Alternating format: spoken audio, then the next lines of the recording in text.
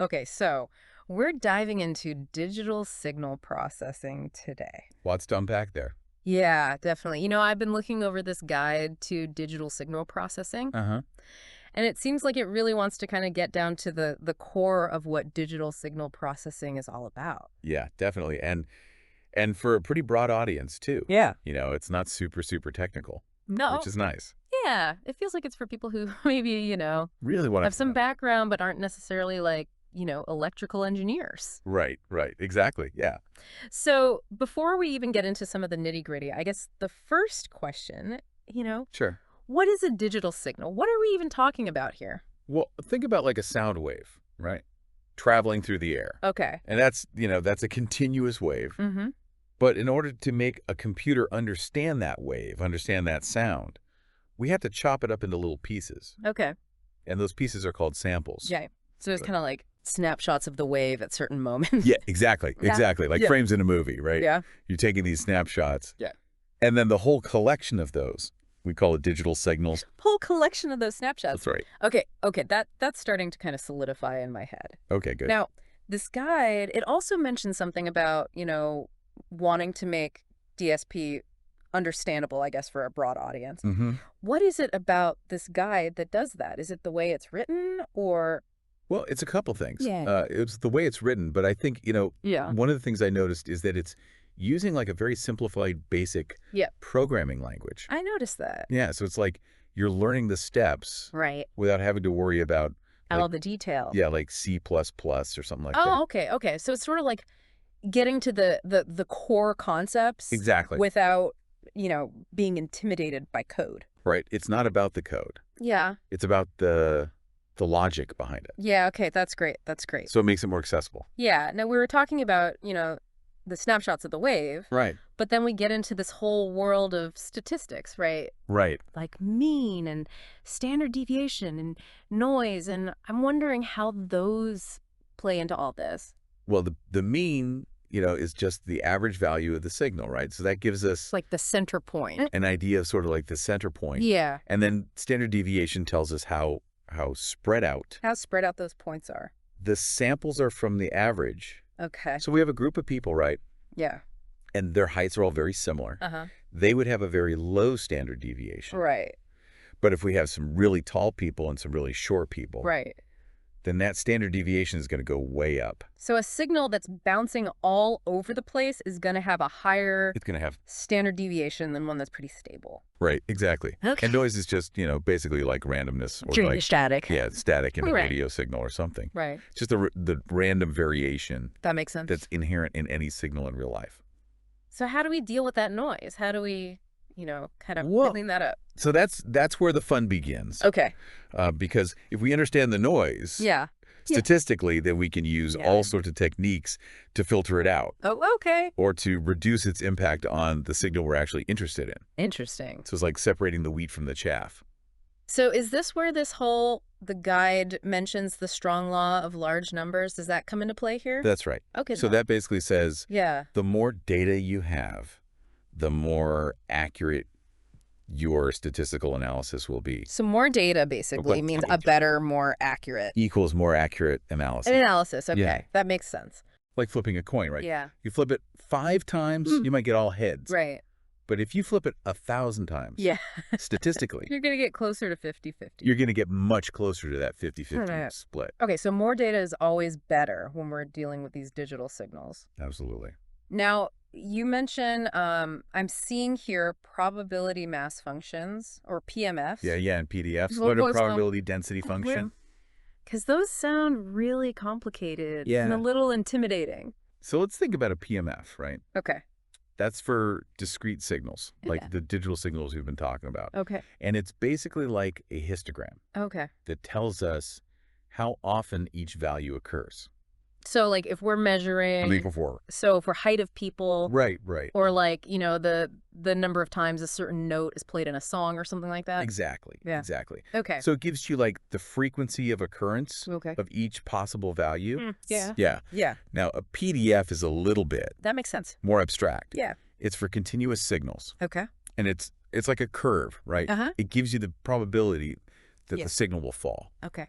within a certain range. So is there like a common example of a PDF that we might be familiar with? The Gaussian distribution. Okay. The bell curve. Right, like a bell, yeah. Like standardized test scores. Yeah, okay. Most people cluster around the average, and then fewer and fewer people are at the extremes. Extremes, yeah. That's a very common That makes sense. distribution that we see in signal processing, too.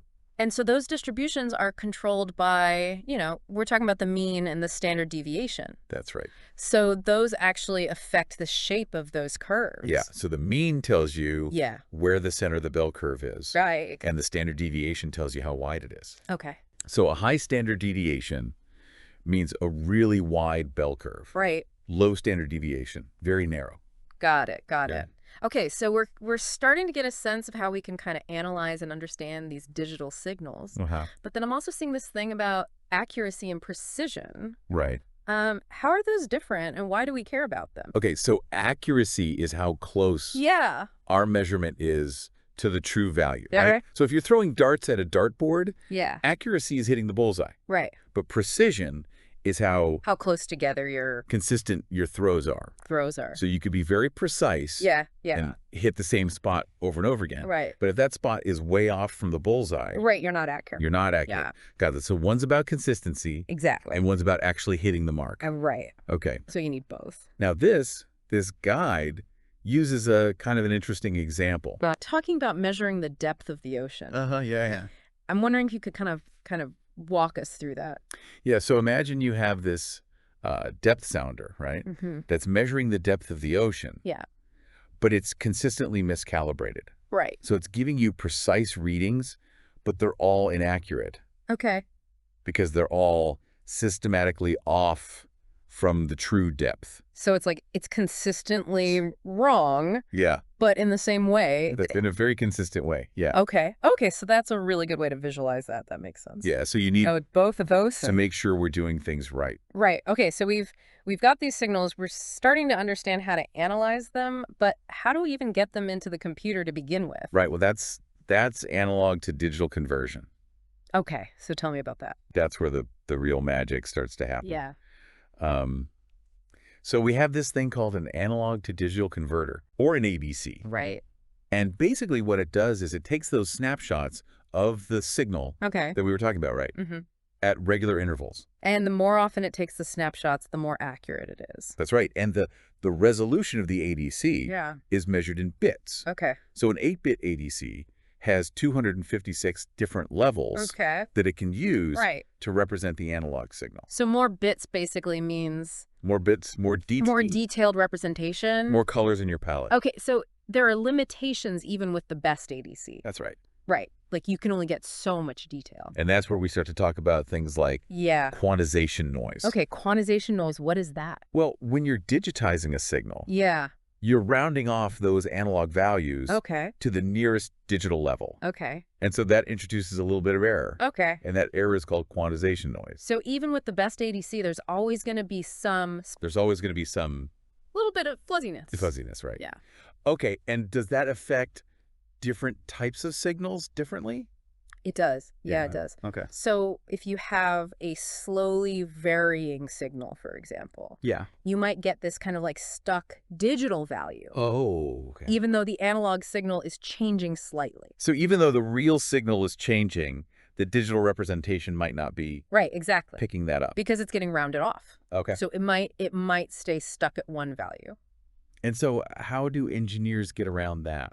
Well, there's this really cool technique called dithering. Dithering. Yeah, and it involves adding a tiny bit of random noise. Wait, so we add noise before digitization to make it more accurate. It seems counterintuitive, right? Yeah. But it's actually... It's like the opposite of what you would think. To smooth out those steps. Okay. And to make the digital representation. So it kind of smooths out those steps. More accurate. That are introduced by the ADC. Right, exactly. Okay, interesting. So it's like a... So is there always like a perfect solution to these problems, or is it always kind of like a trade-off? It's always a trade-off. Okay. Yeah, there's no such thing as a perfect system. Right. So it's always about finding the right... A right balance. Balance for your specific application. Now, speaking of trade-offs, I'm seeing something here about aliasing. Oh, yeah. What is aliasing? That sounds pretty ominous. Yeah, it's something we definitely want to avoid. Okay. And it happens. So tell me, what is it? When we don't sample the signal fast enough. Okay. So imagine, you're trying to film a car race. Yeah. But your camera only takes one picture every second. Okay. So you might miss some of the action, right? Right. And the car might actually appear to be moving backward. Right. Even though it's moving forward. So we get a distorted view of what's actually happened. Exactly. Right. Because we're not sampling fast enough. And that's why we have the Nyquist theorem. Okay, so what's the Nyquist theorem? It says that we have to sample at least twice as fast as the highest frequency. Got it. That's present in the signal. Okay. So if we don't do that, then we get aliasing. And so that leads to these distortions, these misrepresentations. Right. And we lose information. Okay. Yeah. Interesting. Now I see this term, the impulse train. How does that fit into our understanding of sampling? So the impulse train is this theoretical tool to help us understand sampling. Okay. And it's a series of infinitely narrow pulses that happen at the sampling instances. Oh, okay. So it's like a way of visualizing those moments? It's a way of visualizing the sampling process. Oh, okay. Yeah. And then when we look at... So it's like those moments in time where we're taking those snapshots. That's right. And then when we analyze the spectrum of the sampled signal, we see that it contains copies of the original signal spectrum. Okay. But they're shifted. They're shifted. By multiples of the sampling frequency. Okay. And that's where aliasing comes in. So is it those shifted copies that can cause... If they overlap. Problems. That's right. If they overlap, then that's when we get aliasing. Okay, so that's how aliasing actually happens. It's the overlap of those copies. That's right. Okay. Yeah. Interesting. Now I'm also seeing... analog filters. That's where analog filters come in. Okay, so how do analog filters play into all this? Well, before we digitize the signal, we use an analog filter called an anti-aliasing filter. Right. And that filter removes any frequency components. So it's kind of like that are above the Nyquist frequency. Gatekeeper. It is, yeah. Okay. It's like a gatekeeper. So it's preventing those high frequencies from... That's right. Even getting into the system. So that when we sample... we don't get aliasing. So is there a specific type of analog filter that's used for this? Well, the most common one is a low-pass filter. Okay. Which allows the low frequencies through... Allows low frequencies. It blocks the high ones. It blocks high frequencies. Yeah. Right. Okay. But there's a... So is that the only one, or are there other types? There are other types. Okay. Yeah. There are Butterworth filters, Chebyshev filters. So tell me about those. How do they differ? So a Butterworth filter has a very flat passband. Okay. Meaning that the frequencies it lets through are not attenuated very much. Okay. But it has a gradual roll-off. Okay. So the transition between the frequencies it lets through and the frequencies it blocks is very smooth. Okay. A Chebyshev filter has a Scherkel roll-off. Okay. But it might have some ripple in the passband. So it's a little more aggressive in blocking those? Yeah, it's more aggressive. Yeah. Frequencies. Yeah. Okay. Okay. And then there's Bessel filters, which have this property called linear phase, which is really important. So what does that mean? If you want to preserve the shape of the signal in the time domain. So basically it means that all the different frequency components arrive at the output at the same time. At the same time. Okay. Yeah, they're not delayed relative to each other. So depending on what we're trying to do, that's right. We're going to choose... You choose the filter. A different type of filter. That's appropriate. Right. Okay, now, we've talked about how to get these signals into the computer, but at some point, we need to get them back out, right? Right. So that's digital to analog conversion or DC. So tell me about that. So we have a digital to analog converter, which takes those digital numbers and turns them back into a continuous... So it's basically like the opposite of the ADC. It is. It's the inverse operation. Okay. So, but isn't the output of the DX like... It is. It's stepped. Stepped. Yeah. So it's not a perfect... Because it's based on those discrete values. Right. So it's like if you're trying to draw a smooth curve by connecting the dots, it's an approximation. Right, right. But not a perfect representation. So how do we deal with that? So we use a reconstruction filter. Okay. Which is another analog filter. Right. Usually a low-pass filter. So again, it's smoothing things out. It smooths out those steps. Okay. And removes any high-frequency components. So we're always having to kind of account for introduced by the DAs. These little imperfections. Right, exactly. Okay. Yeah, it's all about smoothing things out. Now, this guide mentions